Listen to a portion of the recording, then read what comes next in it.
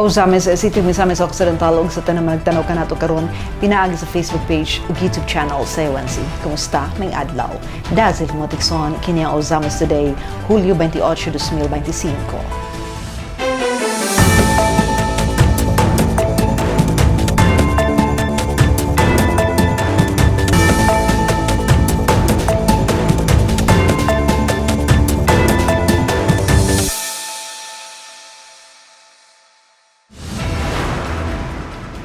Sa ito ang mga headlines. Governor Wominal napiling nga Regional Chairman for Northern Mindanao ug Secretary General sa League of the Philippines alang sa 2025-2028 term. Asenso Osamis ipigayon sa first SPTA medical mission sa Osamis City Central School. Team Asenso milampo sa international benchmarking sa Singapore ug Malaysia alang sa lokal na pag-asenso. Mga ordinansa sa maayong pagdumala sa basura sa dakbayan gipasabot. Project Actress Youth for Nature Life for the Future malampusong napahigayon sa Purok 3 Barangay Labo. Sa police report, handler sa panabong na manok ug usa ka construction worker sikop sa buy-bust operation sa PNP Osamis. Tungod sa kakulang sa pinansyal, inahan may dangop sa Asenso Osamis Administration dulang sa 53,000 pesos nga hospital bill sa anak bungkos nga natabangan. Ani ang maritalya sa Osamis today. Governor Wominal napiling nga Regional Chairman for Northern Mindanao ug Secretary General sa League of Provinces of the Philippines alang sa 2025-2028 term. Ang good news na yung report. So sa kinungdanon nga kalihukan nga mitigom sa mga gobernador gikan sa 82 ka mga probinsya sa tibok nasud, gipahigayon ang unang General Assembly of Election of Officers sa League of Provinces of the Philippines kun LPP Hulyo 25, 2025 sa Crown Plaza Manila Galleria sa Quezon City, diin gipili ang bag-ong mga opisyal sa liga alang sa 2025-2028 term. Napili isip Regional Chairman for Northern Mindanao ug Secretary General sa National Executive Board sa LPP si Misamis Occidental Governor Henry S. Wominal. Ang kadaugan ni Governor Wominal usa ka dakong milestone sa probinsya, ilabi na sa papel ni ini sa pagrepresentar sa regional nga interes sa Northern Mindanao, pagduso sa nasudnong mga reforma ug pagpaligon sa kolaborasyon tali sa mga probinsya sa nasud. Gipanguluhan ang panumpa sa mga bagong napiling opisyal ni Department of the Interior and Local Government kun DILG Secretary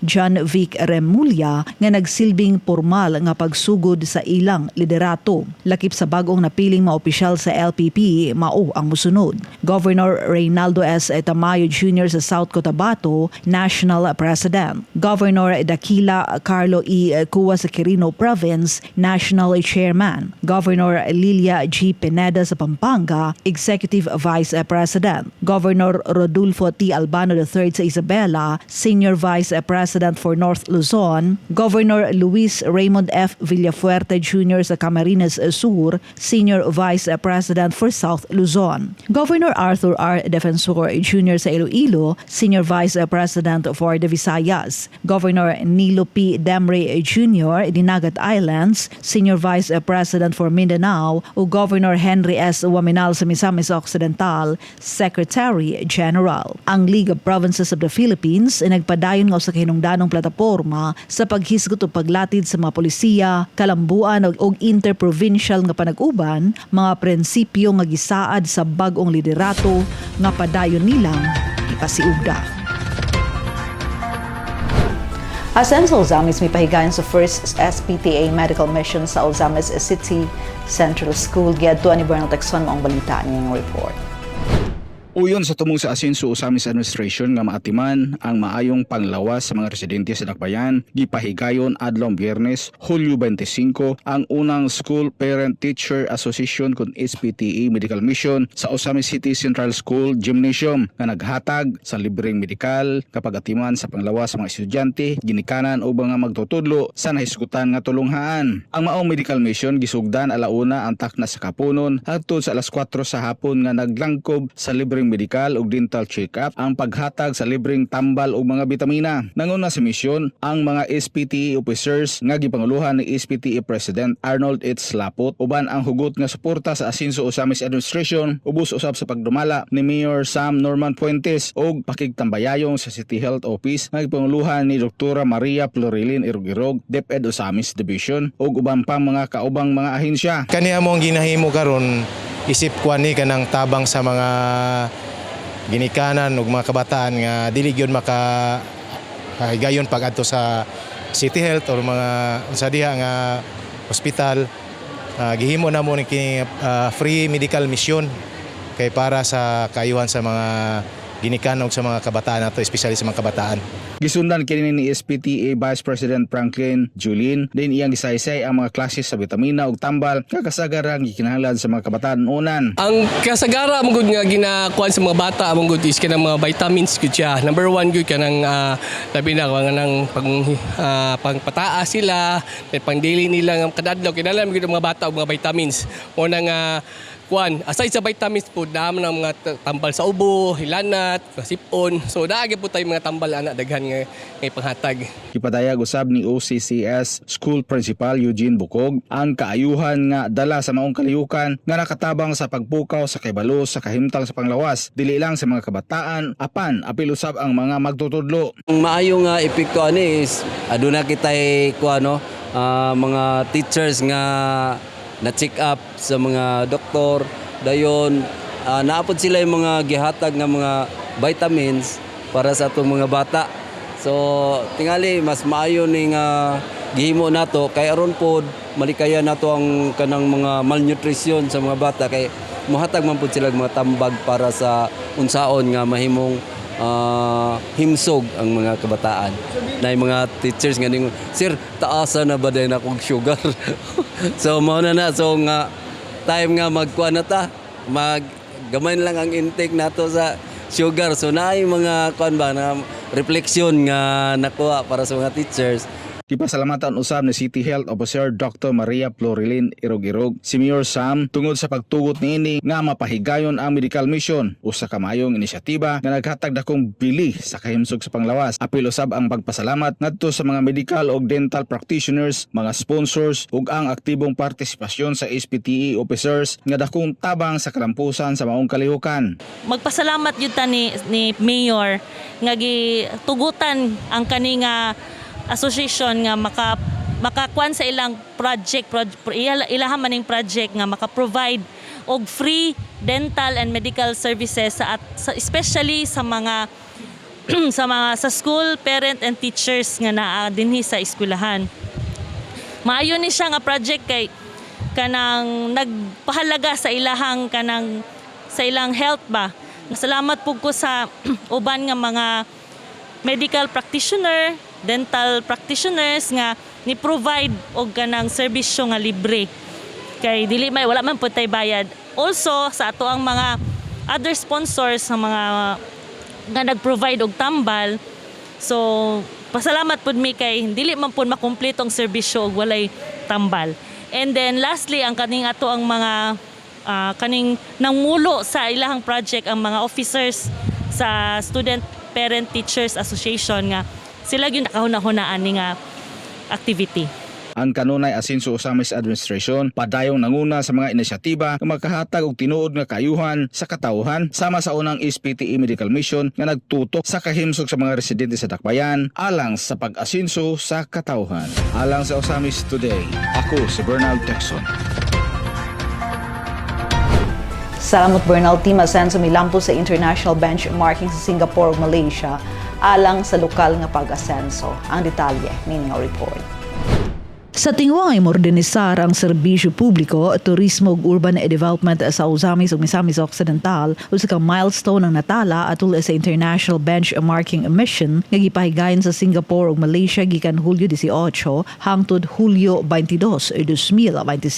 Gipangluhan kini ni Osamis City Mayor Attorney Sam Norman Fuentes kauban ng mga opisyal sa Dakbayan ug barangay uban ang hugot nga suporta nila ni Governor Henry S. Waminal, Asenso Pinoy Representative Representative Attorney Henry Inde F. Waminal Jr. ug 2nd District Congressman Sancho Fernando Ando Waminal. Sa Singapore, ilang gisuro gisusi ang mga iconic nga destinasyon sama sa Lion Park, Singapore River Cruise ug ang makasaysayanhong lugar sa Kampong Glam, Haji Lane ug ang Buddha Tooth Relic Temple sa Chinatown. Apan, dili lamang kini kay suroy-suroy lamang. Gitanaw sa opisyal ang smart infrastructure sa nasud, lagi pang Singapore Flyer, ang futuristic nga gardens by the bay nga dunay Jurassic World exhibit, ang Sentosa Island Cable Car ug ang Marina Bay Cruise Center. Apil usab sa ilang itinerary ang Genting Cruise padulong sa Malacca, Malaysia, din ilang gisusi ang mga best practices sa tourism integration, heritage conservation ug eco-friendly development. Apan niya ang dako og pinakanindot nga balita. Ang tibuok biyahe wala gigastong og kwarta sa kagamhanan. Walay usa ka sentimo nga gigahin gikan sa kaban sa dakbayan ug probinsya. Nga usa ka buhing pamatuod sa responsableng pagpangulo ug inobatibong pamalaod sa Team Asenso. Nasayran nga tumong ni Governor Waminal kung ando, kung hindi, Mayor Sam ug city and barangay leaders mao ang pagdala sa ilang nakita ug nakatunan balik sa Ozamis aron mapadali ang mga reforma, kabag-uhan ug bag-ong teknolohiya nga angay sa lokal nga konteksto. Uban ni ini nga biyahe makadahu mga Ozamis City ug Misamis Occidental sa dagko nga makabag-uhan sa umaabot. Smarter traffic systems, eco-friendly nga mga proyekto, mas limpyo ug mas luwas nga dakbayan ug mas paspas nga serbisyo publiko. Kini usa ka lakang nga nagpakita nga ang Ozamis ug Misamis Occidental dili lang sumusunod sa kalibutan, kundi usa ka aktibong partisipante sa global nga panagiusa alang sa modernong ikalambuan. Mga ordinansa sa bayan pagdumala sa basura sa dakbayan gipasabot. Anyang report. Ang lokal nga panggamhanan sa dakbayan sa Ozamis ubos sa liderato ni Mayor Attorney Sam Norman Go Fuentes, pinaagi sa Solid Waste and Environment and Management Office Consuemo nga pinanguluhan ni Engineer Tetis Teresa Borge padayon sa pagpasiugda sa may striktong lakang aron masiguro ang limpyo, hapsay ug organisadong palibot sa dakbayan. Kini subay sa balaod ug mga ordinansa nga gilatid sa nasudnong pangagamhanan. Sa gipahigayon nga Climate Change Symposium sa Bureau of Jail Management and Penology con BJMP Ozamis adlong Miyerkules, Hulyo 23, 2025, gilatid sa Suamo ang tinaw nga mga sukaranan sa Ecological Solid Waste Management Ordinance of Ozamis City o Ordinance number 1001-04. Lakip sige pasabot sa Suamo, pinaagi ni Cooperative Development Analyst Benzin Balsita ang failure to clean own surroundings, yards and gardens as well as the canals, roads or alleys within the immediate premises o ang pagkapakya sa paglimpyo sa kaugalingong palibot, mga garden o kanal, apil na ang mga dalan o iskenitang duul sa panimalay. 3 metros gikan sa inyong dulong. Kung kani ang akong balay, 3 metros padulong sa dalan, o na ako ang responsibilidad. Akong obligasyon na kinluan. So, kanal, sidewalk, dalan, 3 metros ala, responsibilidad na ako na. Kung dili kini mapatuman, mamahimong magresulta sa penalty nga mao ang musunod. First offense, 300. Kung wala ko ay 300, iwa mo'y kwarta, apiking. Unawat mo po niyo o community service na tulong ka oras. Sa second offense, ang multa na 500 na, 500. Or kung wala mo'y 500, unawat mo po niyo community service na pulo ka oras na pag-servisyo sa komunidad. Third offense, 1,000 na na. Kung wala mo 1,000, wala na yung community service, diretso na, preso. Hantot, 5 hantot. Dili ubos sa 5 ka adlaw. Alang sa dili nga husto nga pagbulag-bulag kon segregation sa basura, Ang dili mag-segregate, first offense, multa, 500 pesos. Kung wala'y 500, 5 ka oras na pagservisyo sa komunidad. Ang second offense, 1,000. Kung wala ko kay 1,000, ulawat mo mo tao, 20 ka oras na community service.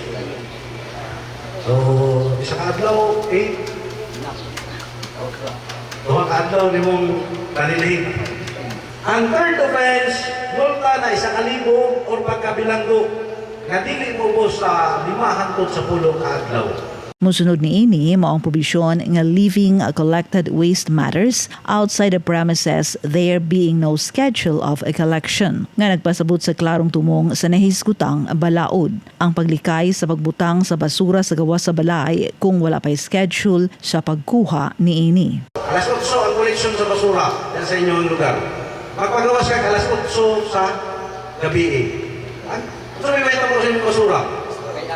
Kaya gano'n. Kayo sa mga mananap. Ang first offense na 500 pesos, natlo sa 1,000. Ang second offense na diretso na preso, 1 ka adlaw, natlo sa 5 ka adlaw. Ang third offense, multa o pagkabilanggo, pagbuot na sa hukmanan.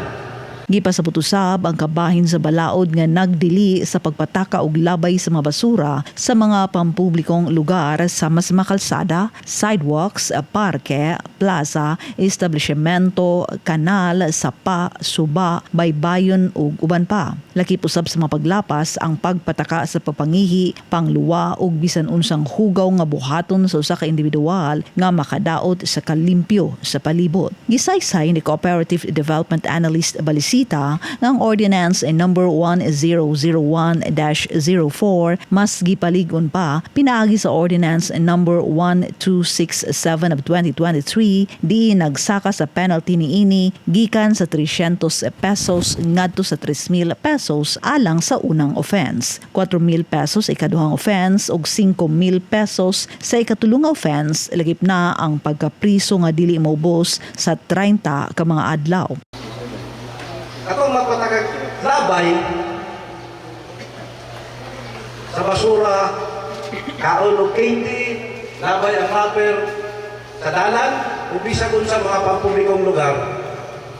Sa 1001, 300 pa ang multa. Diamintahan rin sa 1267, katong 2023, ginugangan na itong 1 ka 0, ang first offense. Pila na na? Ha? 3,000 na. Kita ninyo na, walay community service, bayad din mo. Wala na community service na. Second offense, 4,000 pesos. Third offense, 5,000. Klaro nga na, whip, kung pasabot plus priso na dili mo po sa 30 ka adlaw. Tungod lang sa pagsinagpot, patagag labay, patagag pangihi, patagag pangluwa. 5,000 plus 30 ka adlaw na pagkapriso. Lakip usab sa magibatinaw maong Ordinance number 1034-12 nga nagdili sa paggamit o pagbaligya sa styrofoam isip sudlanan sa pagkaon, ug ang Ordinance number 1137-19 nga nagtudlo sa pagpahigayon sa No Plastic Days matag Sabado ug Domingo, ingon man sa Pizza 15 ug Pizza 30 sa matag bulan. Kaning 1034, atong gingon ka kanina, styrofoam, bawal lagi ng styrofoam. Gawas atong namaligya o mga isda, ice candy, atong insulator sa mga ato, pwede na. Packaging sa mga appliances, pwede na. Pero, kung iputos na siya sa pagkaon, styrofoam, bawal na siya. Kaning Ordinance number 1137 o kaning No Plastic Days, malay, plastic na. Sa adlaw na, unsa kay adlaw? Sabado, Domingo. Pizza 15, pizza 30. Alang sa mga individual o mga establishmento nga musupak sa No Plastic Days, sila mahimong matubang sa musunod nga mga penalties. Project Actress Youth for Nature, Life for the Future malampusong napahigayon sa Purok 3, Barangay Labo, Ozamis. May report si Glenn Ray Ruluna. Ang DNR Sentro Uzamis ug CDRRMO uban sa pagtabang sa Supreme Student Council Society of the Philippines Uzamis City Chapter nagpahigayon og usa ka kalihukan nga gitawag og Project Actress Youth for Nature Life for the Future. Sa wala pa ang pagpananom gipasabot una sa mga partisipante ang importansya sa kahoy o ang sakto nga pamaagi sa pagtanom. Human niini madasigon nga nananom ang grupo sa Proktres sa Barangay Labo. Mukabat ngadto sa gatos ka mga nara ang ilang tanom alang sa pagpadalipod sa kalibutan o pagtabag sa pagbalanse sa ekosistem. Lakip sa mga nananom o misalmot mao ang barangay official sa Labo, SK Council, BPAT, NGOs ug ang 10th Infantry Battalion na napakita silang suporta sa mga kalihukan. Kini nga inisyatibo gisuportahan usab sa lokal pagamahanan sa Uzamis ubos sa liderato ni Mayor Sam Norman Gufuentes. Tud kay dako kini og ikatampos kiniyahan og sa kalinaw sa palibot o sa kaayuhan sa katawhan sa Uzamis. Alang sa Uzamis Today, kini si Glenn Ray Ruluna.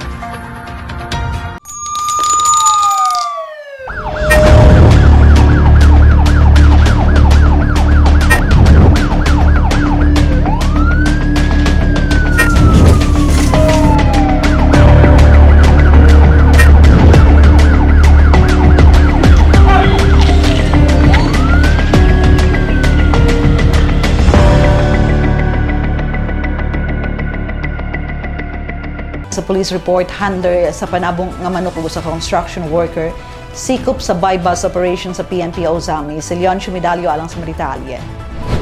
Alas 4 Gs ang taknas kapunon, Hulyo 20 City ning tuiga, usa ka malampusong drug bypass operation ang ipahigayon sa Purok 2 Barangay Karangan, Uzamis City sa mga sakop sa PNP Uzamis nga gipanguluhan ni Intelligence Officer Police Captain Elwood Kilat Malanog ubos sa supervision ni Uzamis OIC Chief of Police Lieutenant Colonel Harvey Avillanosa nga may resulta sa pagkasikop sa duha ka individual nga giilang sila alias Butong, 35 anyos, single o usa ka handler sa panabo nga manok, ug si alias Maing, 28 anyos, usa ka construction worker ug adunay live-in partner. Gipahigayon ang maong operasyon human mapalitan sa positive buyer ang suspitsado nga si alias Butong o usa ka rectangular nga head cell transparent sachet nga adunay sulod sa gituang syabo. Atol sa gimong pagbody search sa mga suspitsado nga gisaksihan mismo ni punong barangay Rinan Disina sa barangay Karangan, mga miyembro sa local media o representante sa Department of Justice kundi DOJ. Nakuhaan ang mga suspitsado ning mao mga ebidensya nga nasakmit gikan sa ilang posisyon. Nakumpiskar gikan sa posisyon ni alias Butong ang usa ka big size rectangular nga head cell transparent sachet nga dunay sulod sa gituang syabo, tulo ka small size rectangular nga head cell transparent sachet nga dunay sulod sa gituang syabo, usa ka 500 peso mil, usa ka pakete sa Winston nga sigarilyo, usa ka piraso nga tissue paper ug usa ka disposable lighter. Samtang nakumpiskar usab gikan sa posisyon ni alias Maeng ang tulo ka small size rectangular nga head cell transparent plastic sachet nga dunay sulod sa gituang syabo. Gibanabana nga anaas ang gibugaton sa nakumpiskar nga gituang illegal nga droga nga mobalor sa kapin 2 ka gramo nga dunay street value nga 13,600 pesos. Ang mga nasikop nga suspitsado gidala og temporaryong gidetiner sa Uzamis City Police Station alang sa hustong disposisyon. Diin sila posible nga magatubang sa kasong Comprehensive Dangerous Drugs Act of 2002 o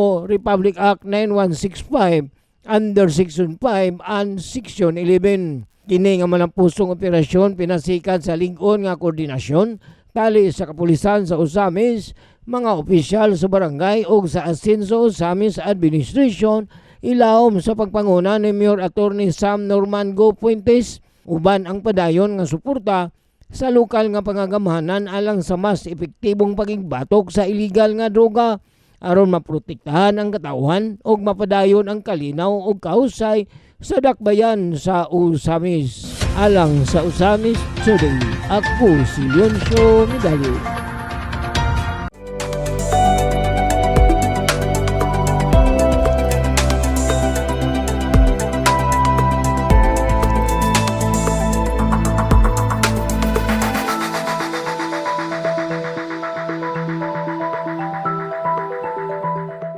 tungod sa kulang pinansyal inahan midangop sa Asenso Ozames administration.